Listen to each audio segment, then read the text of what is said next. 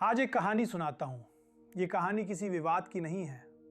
ये कहानी किसी नाराज़गी की भी नहीं है। ये कहानी उस पल की है जब आदमी को समझ आ जाता है कि अब रुकना आगे बढ़ने से ज़्यादा मुश्किल हो रहा है। लल्लन टॉप कोई दफ्तर नहीं था मेरे लिए। लल्लन टॉप एक जिम्मेदारी थी, एक प्रयोग था, एक भरोसा था कि हिंदी में भी पत्रकारिता ईमानदार, असरदार और लोकप्रिय हो सकती है। जब हमने शुरू किया था तो हमारे पास न बड़ा बजट था, न बड़ा सेटअप, न कोई फार्मूला। बस एक जिद थी कि खबर ऐसे कहेंगे जैसे घर की बैठक में कही जाती है। धीरे धीरे लल्लन टॉप एक प्लेटफॉर्म नहीं रहा, वो एक आदत बन गया, दर्शकों की आदत और हमारी भी।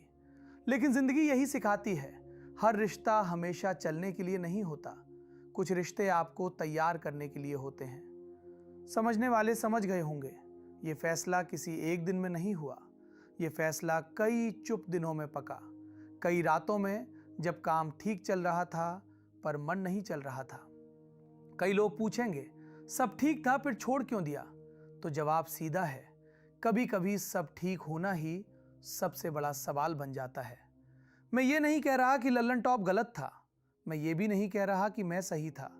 मैं सिर्फ इतना कह रहा हूं कि अब मेरी यात्रा मुझे कहीं और ले जाना चाहती थी। लल्लन टॉप ने मुझे बहुत कुछ दिया, नाम दिया, पहचान दी और सबसे ज़रूरी आपका भरोसा दिया। और भरोसा ऐसा होता है जिसे छोड़ते वक्त हाथ कांपते हैं। लेकिन अगर आप किसी जगह सिर्फ इसलिए टिके रहें क्योंकि लोग आपको पहचानते हैं तो आप धीरे धीरे खुद को खोने लगते हैं। मैं खुद को नहीं खोना चाहता था। आज भी मैं वही हूं जो सवाल पूछता है, जो सत्ता से असहज रहता है, जो दर्शक को कमजोर नहीं समझता।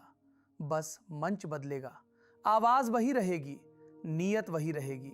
और अंत में बस इतना कहूंगा, लल्लन टॉप से निकलना पीछे जाना नहीं है, ये आगे बढ़ने का वही साहस है जो पत्रकारिता आपसे मांगती है। आप साथ थे, आप साथ हैं और उम्मीद है आप साथ रहेंगे। समझने वाले अब पूरी तरह समझ गए होंगे।